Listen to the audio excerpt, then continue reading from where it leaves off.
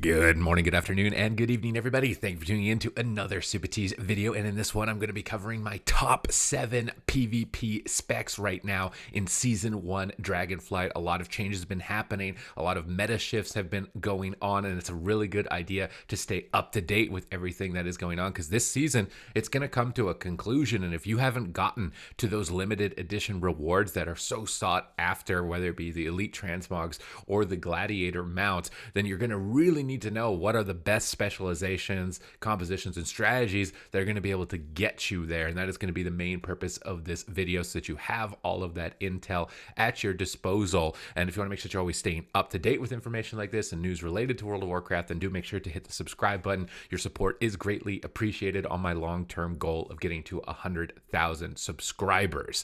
But let's just get started with the list here. Coming in the number 7 position is going to be maybe a surprise for some, but it is the Beast Mastery Hunter. And the main reason that this specialization is so phenomenal at the moment is just how much damage it can do so easily. Just putting your pets onto the target, staying at maximum range, avoiding pressure, and landing trap onto the enemy healer. These are the basics that you're going to want to try and utilize with this class. It's doing excellently, whether it be in solo shuffle or ranked 3s. It's a really simple pickup and powerful. And there are some buffs coming through that I would really be surprised to not see counteracted. Things like 50% to some of your damage spells, 25% to some of your damage spells that are absolutely going to send them to the number 1 position if those changes do come through for PvP. So definitely don't take your sights off of Beast Mastery Hunter. This is a really good one if you want a class that has low keybinds, really straightforward execution, and really effective. But it does have weaknesses, being fragile, which is why it's coming in on the 7th position here on the list and not the number 1 position. Moving into the number 6 position is going to be the Destruction Warlock. Now, this class has tons of schools of magic, which makes it really difficult to shut down, unlike how it used to be in the past. And it also still is going to be bringing a lot of instant cast damage through Conflagrate, through Shadow Burn, the ability to drop Bane of Havoc on the ground and crowd control 3 targets and cleave down 3 targets is tremendously powerful. Easily the best of all the Warlock specializations, not to mention the backdraft. When you're getting attacked, you can shoot out instant incinerates and keep pressure going, even despite when being locked down, unlike maybe its counterpart specializations like the Affliction Warlock. This is a spec that is definitely a terror. It is on the grind and on the rise. I would highly recommend switching pets as this spec, depending on your matchup. If you bring out an Imp spec against a Hunter, you're going to make those formerly mentioned Beast Mastery Hunters cringe a little bit as you're dispelling their freezing traps off their healers. This is going to be really critical. This is a really popular spec at the moment. Does so much damage and really fun to play. Definitely a great one to be climbing the ranks, whether it be in solo shuffle or in ranked 3v3. Moving into the number 5 position, the Havoc Demon Hunter. And what would a PvP list be without including the Havoc Demon Hunter?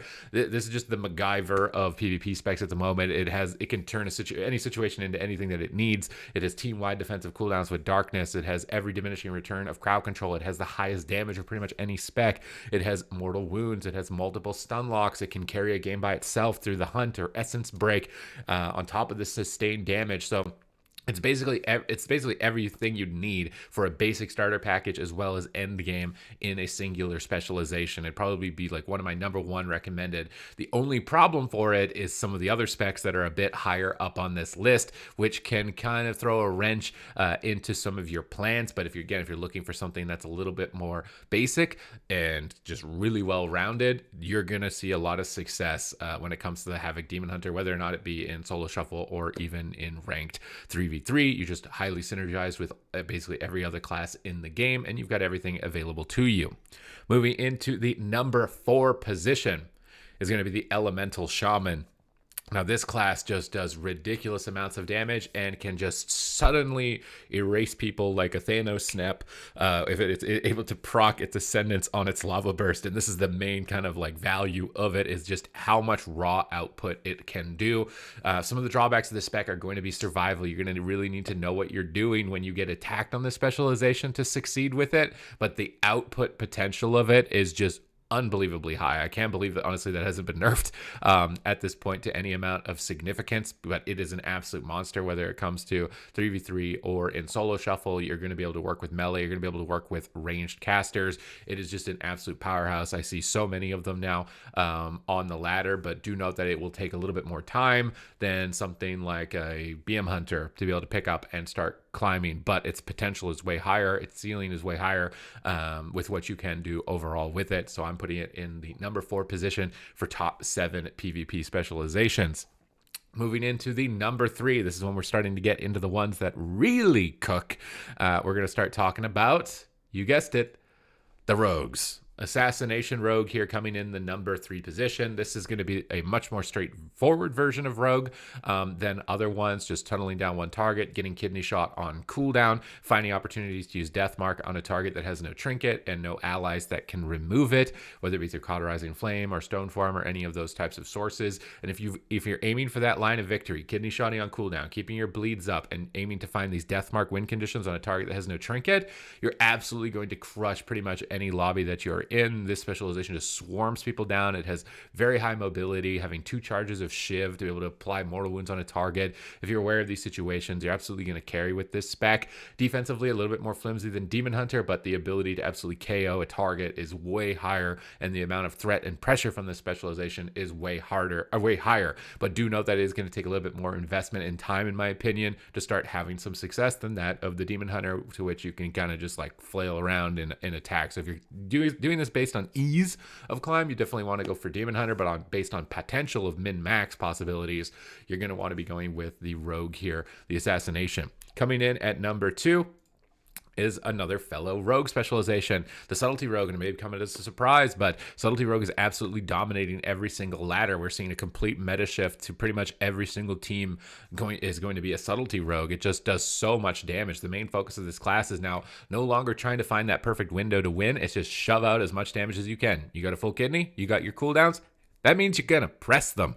Do as much damage as you can. Sometimes you're just going to kill people with remarkable pressure, even despite them having defensives. Biggest mistakes I'm seeing Subtlety Rogues make now is just not sending their damage as soon as they have it and trying to wait for those moments, as opposed to just kind of overwhelming their opponents, because they definitely can. Smoke Bomb and Shadowy Duel are going to be the pivot points for this specialization, and opponents should be aware of that. Subtlety Rogues will use Smoke Bomb to line of sight enemy heals from coming into the Smoke Bomb, or sometimes use it as a bait for a trinket to then use Shadowy Duel later on to, again, line of sight the healer's potential and be able to KO the target. So if you're playing around the Smoke Bomb, Blind, and Shadowy Duel, having 2 charges of Vanish makes you incredibly difficult to kill. But defensively, the main mistakes I've seen from Rogues on the ladder is just not being aware of how to use their defensive utility and how to escape, and not just shoving as much damage as possible. They're trying to do too much finesse.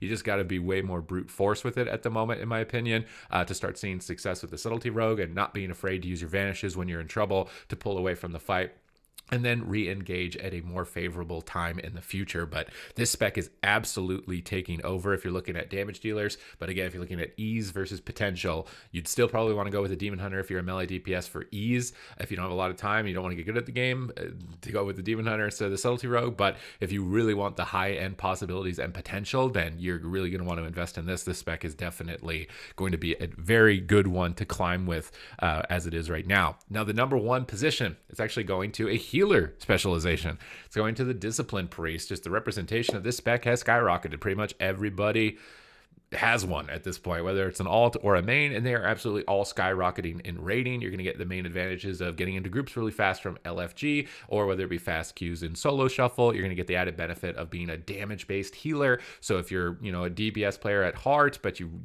really don't want to ever play a healer, Disc Priest will oftentimes still feel like a DPS. So you're not even really giving that up, while just getting all the benefits of fast queues and easy times finding groups in LFG. Absolute monster, since it's gotten 2 charges of pain suppression. Its mana regeneration has been bumped up a little bit, and it does basically comparable damage to a lot of DPS in the game at the moment. So being highly aggressive and ahead of the damage as this specialization is going to lead to success for you. Not being too frugal with your cooldowns, just using pain suppression, keep rolling your opponents over, just keep the pressure going towards them. That type of playstyle is going to lead to a lot of success. Now, some of the weakness for the Discipline Priest is going to be specs that are also underrepresented. Things like the Affliction Warlock. We don't really see a lot of them. It's not very common, but this is something that can definitely count as a discipline priest. You're going to need to either play very aggressive against them, run them down and not let them get their dots rolling, or just wait behind the pillar and try not to get dotted until later into your matches to be able to defeat them.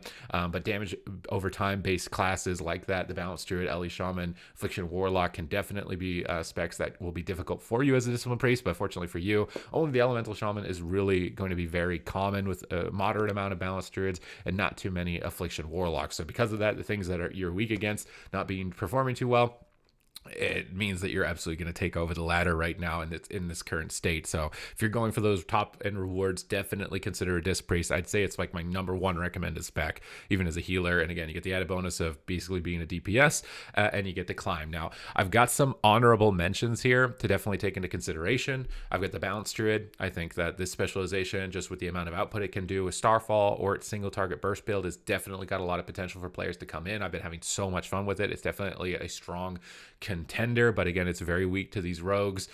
Can get outpaced by warlocks and wizard lobbies. Feral Druid, the same case. It's going to be doing a lot of damage, a lot of raw AoE output, a little bit easier in my mind to pick up than the Subtlety Rogue for climbing, but I don't think it's effective. Like, scary damage is nearly as deadly to that of the Assassination Rogue, to why it's of an honorable mention and not on the top 7. And finally, Devastation Evoker. This class just absolutely KOs people with Deep Breath and Fire Breath and Tip the Scales and Eternity Surge. So if you want to pick something that's just an absolute just boom headshot specialization, it's coin flip though, again, because you are weak to rogues. Those are going to be very common, and you're basically coin flipping on whether or not you get a crit in the game. But if you're looking for a spec that, like, maybe you don't want to spend a lot of time getting good at it, Devastation Evoker, run in there, roll the dice, see if you crit somebody. You might come out with a lot of a rating. So definitely a good one in that category. And these are my honorable mentions right now. I hope that you guys enjoyed this list and my talk through of the current meta and situation. I hope that's helped you get a better idea and grasp of what to expect to combat against in the ladder, as well as maybe something you should pick up yourself or things to try. Other than that, thank you very much for watching the video, and I will catch you in the next one.